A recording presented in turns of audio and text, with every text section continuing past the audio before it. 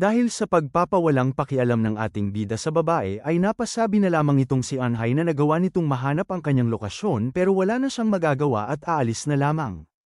Gayunpaman bago nito ay napalingon siya sa pinasukang pintuan ni Ryugyum at napaisip kung hindi ba mahalaga ang babae para sa ating bida.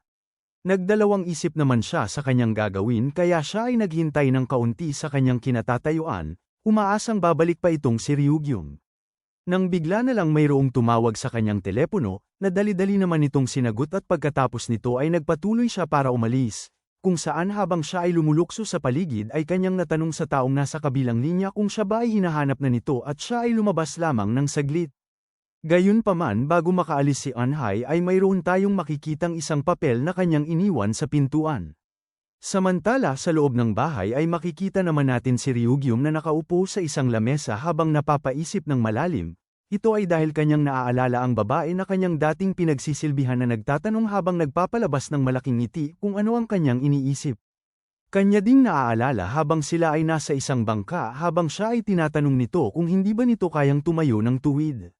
At ang mga panahon noong sila ay basang-basa sa ulan kung saan natutuwa nitong nasabi habang sila ay nagpapasilong na ito ay isang trahedya. Kasunod naman ito ay sa araw ng pagsisimula ng rebelyon kung saan kanyang pinagsasabihan nitong babae na wala na silang sapat na oras kaya kinakailangan na nitong umalis. Ngunit napalingon lang itong babae sa ating bida at inutusan siyang pagbigyan sa kanyang isang pabor. At ito ay sa tuwing siya ay lumilingon, siya ay dapat palaging naroroon sa bawat oras. At pansin naman ito na sumasalamin itong babae ngayon sa kanyang pinagsisilbihan. Nang bigla naman nating mapapansin ang paghiwalay nitong dalawang babae sa kanyang alaala. Kasunod nito ay makikita naman natin ang isang papel na naglalaman ng mukha ni Okyon na napunit sa itaas ng lamesa. Makalipas ng ilang minuto habang si Ryugyum ay nakaupo sa sahig sa gilid ng kanyang higaan ay pilit nitong sinasabihan ang kanyang sarili na ang batang estudyante ay hindi ang babae na kanyang pinagsisilbihan kaya wala siyang anumang kaugnayan sa kanya. Napatanong naman siya kung ang pangalan ba nito ay Mindole, subalit kanyang naisip na hindi nito kinakailangang mag-alala dahil paniguradong mayroon ding tao ang nagpoprotekta sa kanya. Lumipat naman ang eksena papunta sa isang opisina na tinakpan lang ang pangalan sa pintuan. Ito ay ang SD Entertainment na siyang ahensya na pinagtatrabahuhan ni Dole. Sa loob nito ay makikita natin ang isang lalaking nakayuko sa harap ng CEO na si Shijok, nagpapakilala bilang si Do Baeksu at siya ay nandito para sa interview sa pagiging manager, na kaagad niya namang nakuha kaya ito ay kanyang ikinagulat. Isinaad naman itong si Shijok habang nakaupo sa kanyang lamesa na hindi ba nabanggit nito sa kanyang resume na kumpiyansa siyang makisama bilang pamilya sa trabaho, at ito ay ang lahat ng kanyang hinahanap. Natanong naman itong lalaki kung alam niya naman na siya ay isang baguhan pa lamang, na sinagot naman ni Shijok ng oo. Kasunod nito ay may ngiti nitong sinabihan ang lalaki na simula kinabukasan ay tuturuan niya ito sa kanyang trabaho, na pinasalamatan naman ng lalaki kaya kaagad na isinaad ni Shijok na umuwi na muna siya ngayong araw.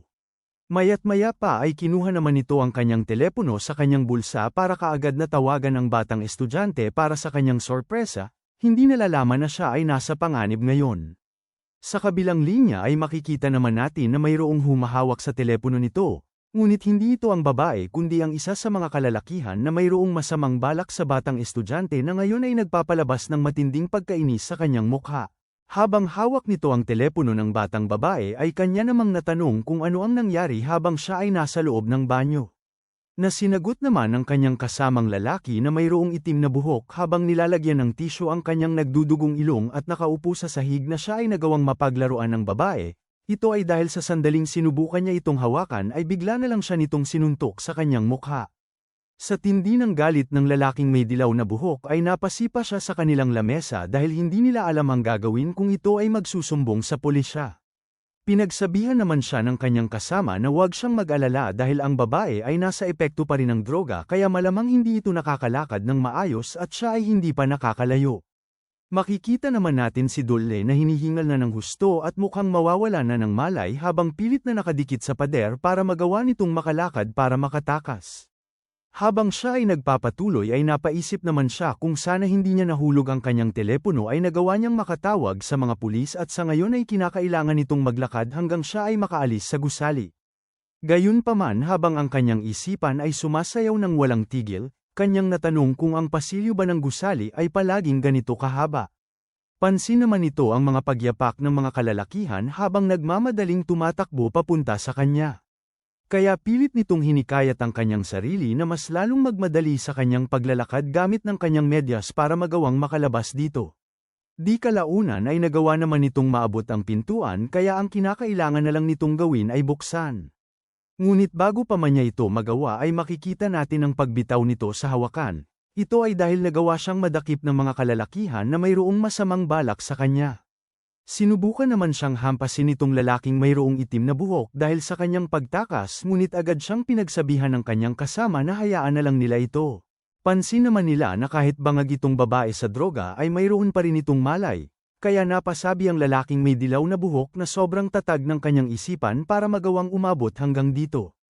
Kaagad naman silang nagmadali para dalhin pabalik ang batang babae para ipagpatuloy ang kanilang masamang balak.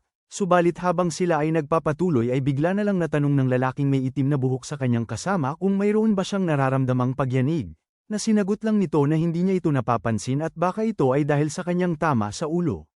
Nagawa naman nitong makumpirma na ito'y totoong nagaganap, nang bigla na lang lumindol ng napakalakas at kasabay nito ay ang pagkawala ng ilaw sa loob ng pasilyo ng kanilang kinaroroonan.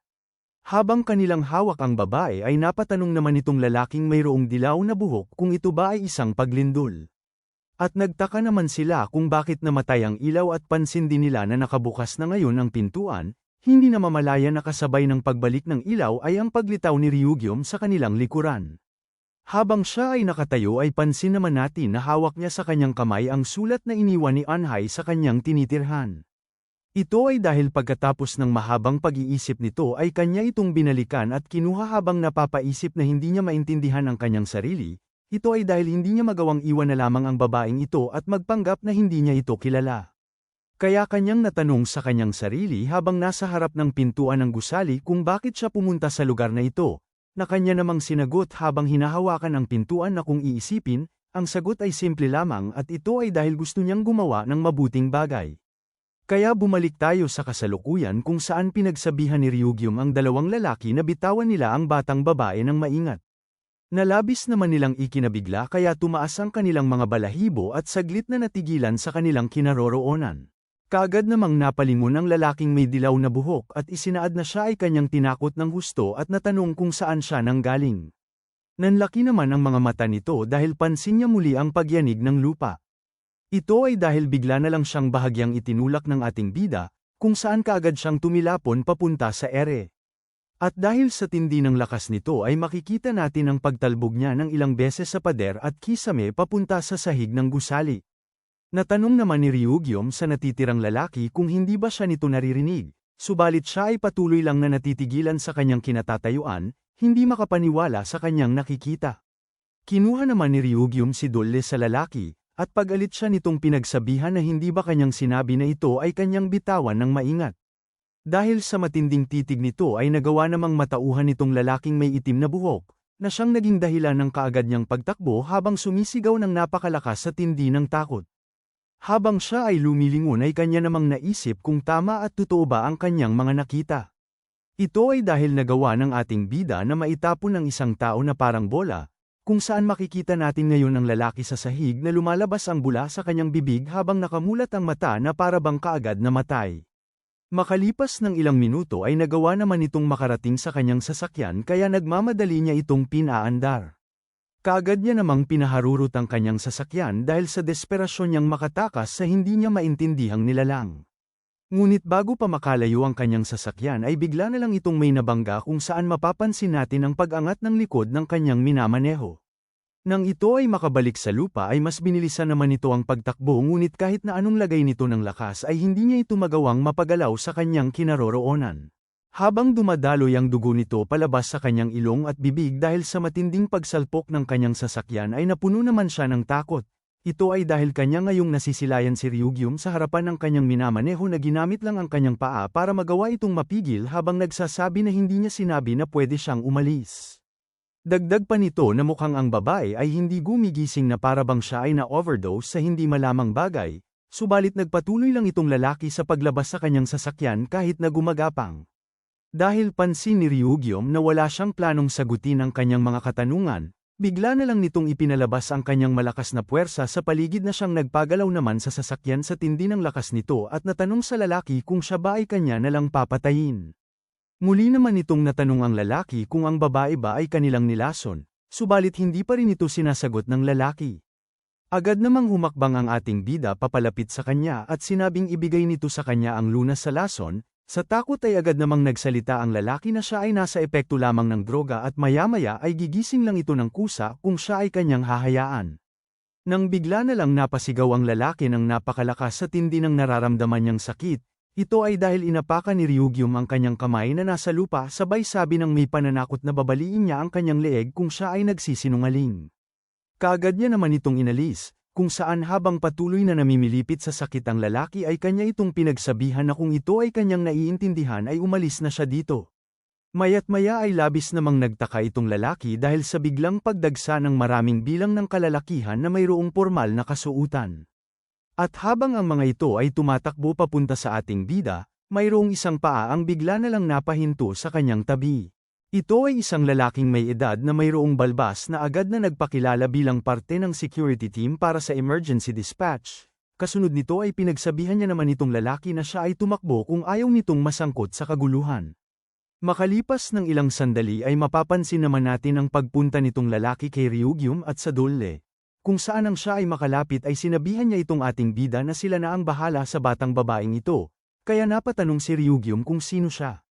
Subalit sinagot lang siya nitong lalaking may balbas na hindi niya ito kinakailangang malaman.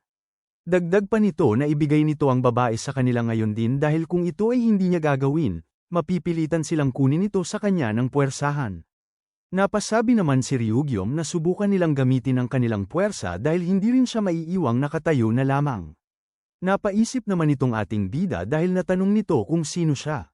Nagawa nitong maalala noong una nitong nakaharap si Dole kung saan siya ay bigla na lang hinawakan ng dalawang lalaki, kasunod nito ay ang pagsasabi ni Sei na ang dalawang mga kalalakihang ito ay ang kanyang mga managers, na siyang kumuha sa dalawang baliw na tagahanga nito para dalhin sa pulisya.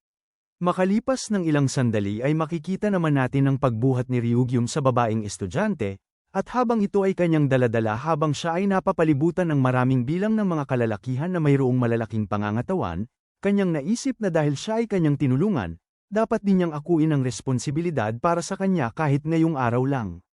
Kaya kanyang nasabi sa mga taong nakapaligid sa kanya na hindi niya ito pwedeng ibigay dahil siya ay ang manager nitong batang babae.